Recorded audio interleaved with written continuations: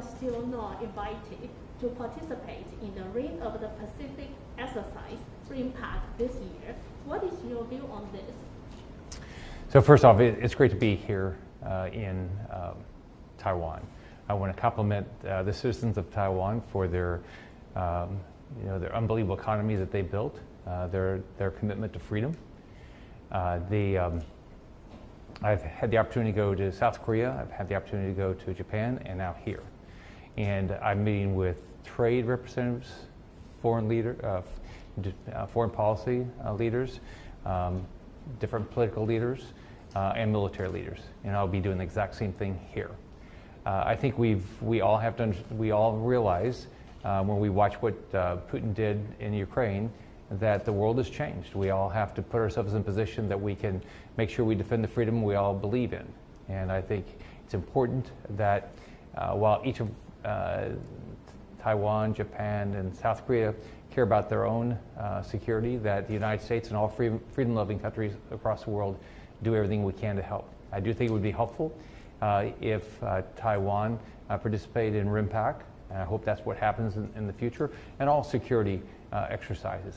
If you look at, I think what Taiwan has to do, Japan has to do, South Korea has to do, they have to continue to build interoperability with those they think will work with them to defend their freedom. They've got to continue to do more drills to make sure they're ready in case Communist China does, or Russia or anyone else does the wrong thing. So I'm going to do everything I can to be helpful. Thank you very much. The second question will be about the financial sanctions. In March, you introduced a bill that will authorize the U.S. president to impose financial sanctions on China should Beijing invade or blockade Taiwan. But looking at Russia, sanctions have had a certain effect on that country, but some people think have failed to deter the aggressive actions, and instead they have pushed Russia and China even closer together. So do you still believe the financial sanctions will have a deterrent effect on China? Absolutely. I've proposed bills to eliminate the ambiguity, to make sure everybody realizes, and I believe, that America will always come to defend the freedom of Taiwan. I also believe that if Communist China decides to take aggressive action against Taiwan, there ought to be know upfront exactly what's going to happen to them with the sanctions. If you look at sanctions do work. You look at Cuba, you look at Venezuela, you look at Iran, you look at North Korea, you look at Russia. Why are they complaining about sanctions? Because they do work. Do they work overnight? Are they able to be the complete deterrence? If they were, then Russia wouldn't be into Ukraine right now. But they do work, or these countries wouldn't be complaining about them. Thank you so much. And the third question is about trade. You will be meeting virtually with Deputy Trade Representative Yang Zhenni. And what will your discussion focus on? Will you discuss the IPAF or United States and Taiwan BTI bilateral trade agreement? What are your views regarding the fact that the Biden administration did not include Taiwan among the initial IPAF partner countries and has not yet launched BTA negotiations with Taiwan? What concrete actions will you take to advance Taiwan-U.S. economic and trade relations?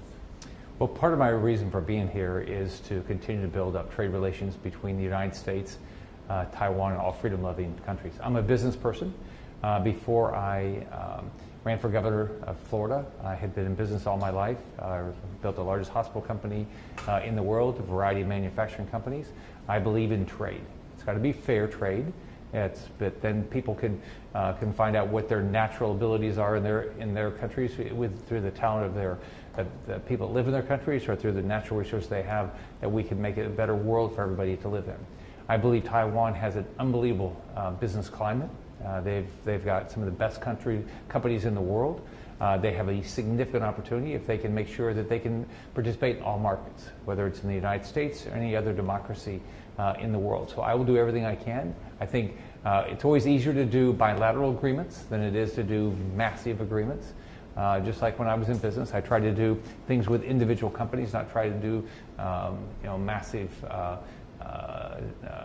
agreements with a lot of different companies. But there's opportunities both ways, and so I hope to be helpful to the government of Taiwan, the citizens of Taiwan, the business of Taiwan, to help build their vibrant economy. Because when I know with a vibrant economy, they can invest in their military and defend their freedom even better.